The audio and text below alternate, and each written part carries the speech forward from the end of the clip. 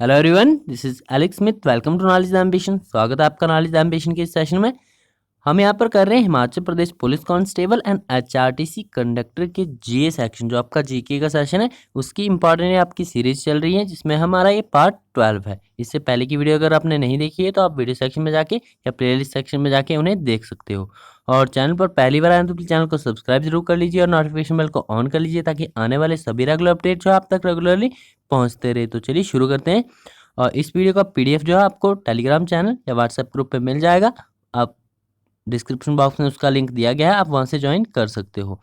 तो यदि आप हिमाचल प्रदेश के किसी भी एग्ज़ाम की तैयारी कर रहे हो तो आपके लिए क्वेश्चंस इंपॉर्टेंट है, आप इस वीडियो को देख सकते हो, क्योंकि सभी इंपॉर्टेंट क्वेश्चंस जो है यहाँ पर इंक्लूड किए गए हैं। तो शुरू करते हैं। सबसे पहला क्वेश्चन है हमारा, पूछा गया है कि ब्लैक हिल नामक पहाड़ी किस देश में है? यूएसए में, फ्रांस में, स्पेन में या भारत में? तो इसका राइट आंसर आपका ऑप्शन नंबर 1 यानी यूएसए में, संयुक्त राज्य अमेरिका में ब्लैक हिल नामक पहाड़ी स्थित है। ऑप्शन नंबर 1 इसका राइट आंसर है। नेक्स्ट है आपका क्वेश्चन नंबर 2। पूछा गया है कि क्षोभ मंडल की धरातल से औसत ऊंचाई कितनी है? अब क्षोभ मंडल जो है इसकी धरातल से औसत ऊंचाई कितनी है? 16 किलोमीटर, 14 किलोमीटर, 12 किलोमीटर या 8 किलोमीटर? तो इसका राइट आंसर है आपका ऑप्शन नंबर 2 यानी 14 किलोमीटर। जो आपका ऑप्शन नंबर 2 है, 14 किलोमीटर क्षोभ मंडल की धरातल से ऊंचाई है, आपको ये याद रखना है। नेक्स्ट है आपका क्वेश्चन नंबर 3। पूछा गया है कि पराना तथा प्रागवे नदियों के संगम के बाद उसे किस नाम से जाना जाता है? तो जो आपकी पराना नदी है, आपका प्रागवे नदी है, इन दोनों का संगम होता है, तो उसके बाद इन नदियों को जो है क्या किस नाम से जाना जाता है? डैन्यूब नदी, अमेजन नदी, लाला ला प्लाटा नदी या फिर आपकी चंबल नदी? तो इसका राइट आंसर आपका ऑप्शन नंबर 3 यानी ला प्लाटा नदी जो है, पराना नदी और प्रागवा नदियों के संगम के बाद इसे ला प्लाटा नदी के नाम से जाना जाता है। नेक्स्ट है आपका क्वेश्चन नंबर 4। पूछा गया है कि किस शासक ने गंगा व पाटलिपुत्र नामक नगर की स्थापना की है? क्वेश्चन आपका इस प्रकार होगा कि किस शासक ने जो है गंगा के तट पर पाटलिपुत्र नामक नगर की स्थापना की है? यहाँ पर आपका गंगा के तट पर जो आपका पाटलिपुत्र है, इस नगर की स्थापना किसने की थी? अजातशत्रु ने, पोरस ने, सिकंदर ने या उदयन ने? तो इसका राइट आंसर आपका ऑप्शन नंबर 4 यानी उदयन ने। जो आपका गंगा नदी के तट पर पाटलिपुत्र नामक नगर की स्थापना जो है उदयन ने की थी। ऑप्शन नंबर 4 इसका राइट आंसर है।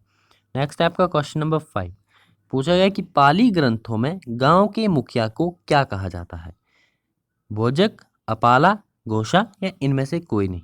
तो पाली ग्रंथों में जो गांव के मुखिया होते हैं उन्हें कहा जाता है आपका भोजक। ऑप्शन नंबर 1 इसका राइट आंसर है, भोजक कहा जाता है उन्हें। नेक्स्ट है आपका क्वेश्चन नंबर 6। पूछा गया है कि किस शासक द्वारा तृतीय बौद्ध संगीति को संरक्षण प्रदान किया गया? कनिष्क के द्वारा, अशोक के द्वारा, बिंबिसार के द्वारा या धर्मपाल के द्वारा? तो इसका राइट आंसर है आपका ऑप्शन नंबर 2 यानी अशोक के द्वारा। अशोक के द्वारा जो है तृतीय बौद्ध संगीति को संरक्षण प्रदान किया गया। ऑप्शन नंबर 2 इसका राइट आंसर है। नेक्स्ट है आपका कलिंग युद्ध की विजय तथा क्षत्रियों का वर्णन किस शिलालेख में है? अब कलिंग युद्ध की विजय तथा क्षत्रियों का वर्णन जो है आपका कौन से शिलालेख में है? तो शिलालेख आपके पूछे गए हैं यहाँ पर अशोक के शिलालेख, जो आपके अशोक के स्तंभ व शिलालेख हैं। तो आपको बताना है कि किस शिलालेख में जो है कलिंग युद्ध की विजय और क्षत्रियों का वर्णन मिलता है? 11वें शिलालेख में, 12वें शिलालेख में, 13वें शिलालेख में या इनमें से कोई नहीं? तो इसका राइट आंसर आपका ऑप्शन नंबर 3 यानी 13वें शिलालेख में जो है कलिंग युद्ध की विजय तथा क्षत्रियों का वर्णन मिलता है, और ये शिलालेख अशोक के थे, आपको याद रखना है। नेक्स्ट है आपका क्वेश्चन नंबर 8। पूछा गया कि विदेशी यात्री इब्न बतूता कहाँ से आया था? रूस से, ब्रिटेन से, पुर्तगाल से या मोरक्को से?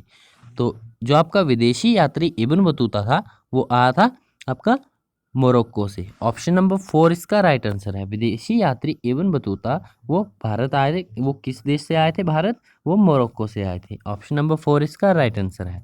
नेक्स्ट है आपका क्वेश्चन नंबर 9। पूछा गया है कि तालीकोटा का युद्ध कब हुआ था? आपको बताना है तालीकोटा का युद्ध कब हुआ था?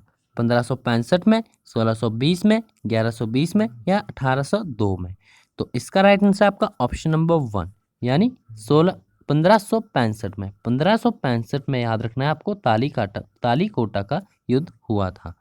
नेक्स्ट आपका क्वेश्चन नंबर 10 पूछा गया कि आगरा का लाल किला, अलाई दरवाजा व बुलंद दरवाजा किसके काल के प्रमुख बिंदु है? आगरा का लाल किला, अलाई दरवाजा और बुलंद दरवाजा शाहजहां के, अकबर के काल का या हुमायूं के काल का या बिंबिसार के काल का? तो इसका राइट आंसर आपका ऑप्शन नंबर 2 यानी अकबर के काल का। जो आपका आगरा का लाल किला है, अलाई दरवाजा है और बुलंद दरवाजा है, ये अकबर के शासनकाल में बनाए गए थे। तो ये अकबर के शासनकाल के प्रमुख बिंदु हैं। ऑप्शन नंबर 2 इसका राइट आंसर है। नेक्स्ट आपका क्वेश्चन नंबर 11 पूछा गया कि किस युद्ध ने अंग्रेजों के प्रभुत्व को भारत में स्थापित किया? तराइन का युद्ध, प्लासी का युद्ध, बक्सर का युद्ध या इनमें से कोई नहीं? तो इसका आंसर आप जानते होंगे क्योंकि हिस्ट्री में आपका मेन इम्पॉर्टेंट बनता है जो किस युद्ध के बाद जो है अंग्रेजों का प्रभुत्व जो है भारत में स्थापित हो गया था। तो वो हो गया था बक्सर के युद्ध के बाद। ऑप्शन नंबर 3 इसका राइट आंसर है। नेक्स्ट आपका क्वेश्चन नंबर 12 पूछा गया है कि किस अंग्रेज को प्रशासनिक सेवाओं का जनक कहा जाता है? तो प्रशासनिक सेवाओं का जनक किसे कहा जाता है? विलियम बेंटिक को, वेलेस्ली को, हेस्टिंग्स को या कॉर्नवालिस को? तो इसका राइट आंसर है आपका ऑप्शन नंबर 4 यानी कॉर्नवालिस को। लॉर्ड कॉर्नवालिस को जो है अंग्रेज जो आपके लॉर्ड कॉर्नवालिस थे उन्हें प्रशासनिक सेवाओं का जनक कहा जाता है। नेक्स्ट आपका क्वेश्चन नंबर 13 पूछा है कि पहले समाचार पत्र बंगाल गजट का प्रकाशन कब हुआ था? तो आपको पता होगा कि जो पहला समाचार पत्र प्रकाशित हुआ था वो होता आपका बंगाल गजट। तो इसका प्रकाशन कब हुआ था? 1780 में, 1772 में, 1872 में या 1833 में?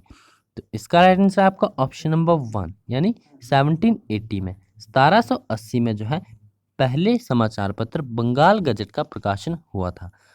नेक्स्ट है आपका क्वेश्चन नंबर 14 पूछा गया कि गीता रहस्य, यहाँ पर आपको होगा गीता रहस्य नामक ग्रंथ जो है किसके द्वारा लिखा गया?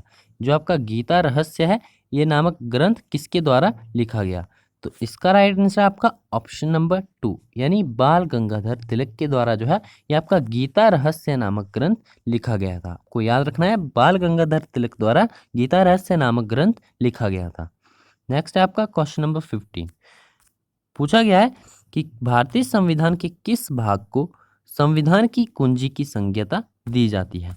आपको बताना है भारतीय संविधान के किस भाग को जो है संविधान की कुंजी की संज्ञा दी जाती है? मौलिक अधिकारों को, मूल कर्तव्य को, प्रस्तावना को या इनमें से कोई नहीं? तो इसका राइट आंसर आपका ऑप्शन नंबर 3 यानी प्रस्तावना को। भारतीय संविधान की प्रस्तावना को जो है भारतीय संविधान की कुंजी की संज्ञा दी गई है। ऑप्शन नंबर 3 इसका राइट आंसर है। नेक्स्ट आपका क्वेश्चन नंबर 16 पूछा गया कि महान्यायवादी की नियुक्ति किस अनुच्छेद के तहत की जाती है? तो जो आपका महान्यायवादी होता है उसकी नियुक्ति भारतीय संविधान के किस अनुच्छेद के तहत की जाती है? अनुच्छेद 85 के तहत, अनुच्छेद 61 के तहत, अनुच्छेद 75 के तहत या अनुच्छेद 76 के तहत? तो इसका राइट आंसर आपका ऑप्शन नंबर 4 यानी अनुच्छेद 76 के तहत।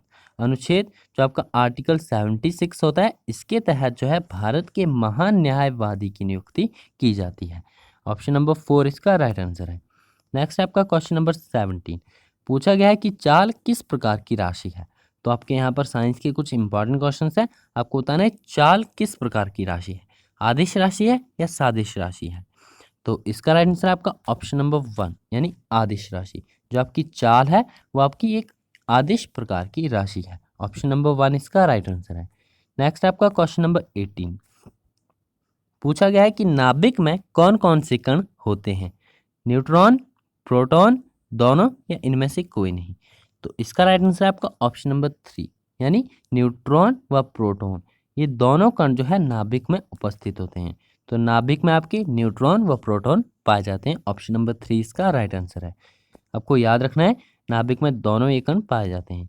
नेक्स्ट आपका क्वेश्चन नंबर 19 पूछा गया है कि डीएनए का डबल हेलिक्स मॉडल किसने दिया था? आपका जो डीएनए का डबल हेलिक्स मॉडल दिया था ये किसने दिया था? तो इम्पॉर्टेंट है क्वेश्चन। हाल ही में हमने डीएनए डे सेलिब्रेट किया है और ये कब किया है आपको पता होना चाहिए। तो आपका जो डीएनए डे है वो कब मनाया गया है? आपको याद रखना है 25 अप्रैल को जो है हमने डीएनए डे सेलिब्रेट किया है। तो इस लिहाज से आपका ये क्वेश्चन काफ़ी इंपॉर्टेंट हो जाता है, न्यूज़ में तो आपको पूछा जा सकता है एग्जाम्स में। तो डीएनए का डबल हेलिक्स मॉडल जो है वो किसने तैयार किया था? क्रिक ने, वॉटसन ने, एक और दो दोनों ने या लिस्टर ने? तो इसका राइट आंसर है आपका ऑप्शन नंबर 3 यानी एक और दो दोनों ने। जो आपके क्रिक और वॉटसन थे, इन दोनों के द्वारा मिलकर जो है डीएनए का डबल हेलिक्स मॉडल तैयार किया गया था। ऑप्शन नंबर 3 इसका राइट आंसर है। नेक्स्ट आपका क्वेश्चन नंबर 20 पूछा गया है कि महाबलीपुरम के सप्तरथ मंदिर का निर्माण किसने करवाया था? तो महाबलीपुरम का जो आपका सप्तरथ मंदिर है, इसका निर्माण किसने करवाया था? मराठों ने, बीरबल ने, राजा विक्रमादित्य ने या पल्लव शासकों ने? तो इसका राइट आंसर है आपका ऑप्शन नंबर 4 यानी पल्लव शासकों के द्वारा है महाबलीपुरम के सप्तरथ मंदिर का निर्माण करवाया गया था। आपको याद रखना है ऑप्शन नंबर 4 इसका राइट आंसर है। नेक्स्ट आपका क्वेश्चन नंबर 21 पूछा गया है कि घंकर मठ कहाँ स्थित है? हिमाचल प्रदेश में, उत्तर प्रदेश में, उड़ीसा में या मध्य प्रदेश में? तो इसका राइट आंसर है आपका ऑप्शन नंबर 1 यानी हिमाचल प्रदेश में। याद रखना है, इंपॉर्टेंट है, जो आपका घंकर मठ है वो कहाँ पर स्थित है? हिमाचल प्रदेश में स्थित है। ऑप्शन नंबर 1 इसका राइट आंसर है। नेक्स्ट है आपका क्वेश्चन नंबर 22 पूछा गया कि हिमाचल के किस स्थान पर गज जल विद्युत परियोजना स्थित है? शाहपुर कांगड़ा में, बैजनाथ कांगड़ा में, देहर कांगड़ा में या चीड़गांव शिमला में? तो इसका राइट आंसर है आपका ऑप्शन नंबर 1 यानी शाहपुर कांगड़ा में जो है आपकी गज जल विद्युत परियोजना स्थित है। याद रखना है आपको। नेक्स्ट है आपका क्वेश्चन नंबर 23 पूछा गया है कि दिव्य हिमाचल दैनिक अखबार कब शुरू हुआ? 2008 में, 1997 में, 1997 में, 1934 में या 1991 में? तो इसका राइट आंसर है आपका ऑप्शन नंबर 2 यानी 1997 में जो है आपका दिव्य हिमाचल दैनिक अखबार शुरू हुआ था। अब इससे रिलेटेड आपका जो ये प्रकाशन होता है दिव्य हिमाचल का, ये कांगड़ा के मटौर से होता है, आपको ये भी याद रखना है। नेक्स्ट आपका पूछा गया कि आईएसबीटी शिमला का नामकरण किस पूर्व प्रधानमंत्री के नाम से किया गया है?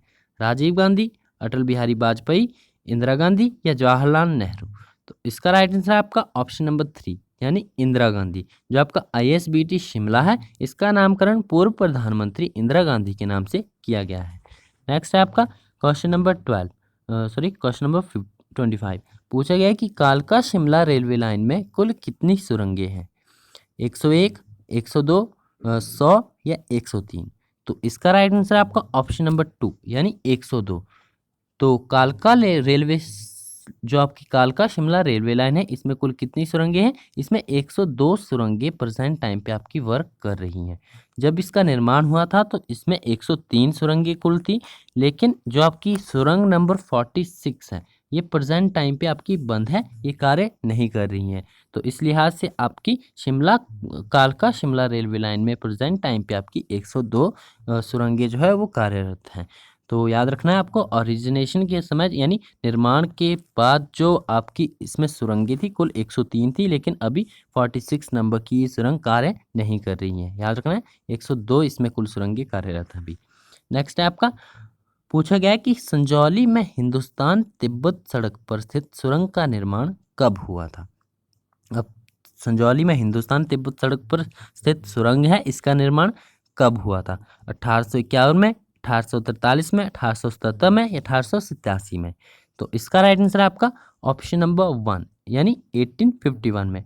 1851 में जो है संजौली में हिंदुस्तान तिब्बत सड़क पर स्थित सुरंग का निर्माण हुआ था। तो आपको ये याद रखना है। नेक्स्ट आपका पूछा गया है कि मणि नामक स्थान किसके समीप स्थित है? कुंजम दर्रे के समीप, रेतांग दर्रे के समीप, सांच दर्रे के समीप या फिर आपका बारालाचा दर्रे के समीप? तो इसका राइट आंसर आपका ऑप्शन नंबर 2 यानी रेहतांग दर्रे के समीप स्थित है आपका मणि नामक स्थान। इंपॉर्टेंट है, आपको याद रखना है मणि नामक स्थान। कई बार स्थान आपके इसी प्रकार से पूछ लिए जाते हैं एग्जाम में, तो याद रखना है मणि नामक स्थान जो है आपका रेहतांग दर्रे में स्थित है। तो ये थे हमारे आज के कुछ इंपॉर्टेंट क्वेश्चंस जो कि आपके आने वाले एग्जाम्स के लिए काफ़ी इंपॉर्टेंट है। मोस्ट इंपॉर्टेंट क्वेश्चन यहाँ पर डिस्कस किए जा रहे हैं। तो आज की वीडियो में इतने ही क्वेश्चन थे हमारे पास। तो आई होप आपको ये वीडियो अच्छी लगी होगी। अगर वीडियो पसंद आए तो वीडियो को लाइक ज़रूर कीजिएगा, अपने फ्रेंड्स के साथ शेयर जरूर कीजिएगा, और चैनल पर पहली बार आए तो प्लीज़ चैनल को सब्सक्राइब भी कर लीजिए ताकि आने वाले सभी रेगुलर अपडेट्स जो आप तक रेगुलरली पहुँचते रहें। तो मिलते हैं नेक्स्ट वीडियो में, thanks for watching, best of luck for your bright future.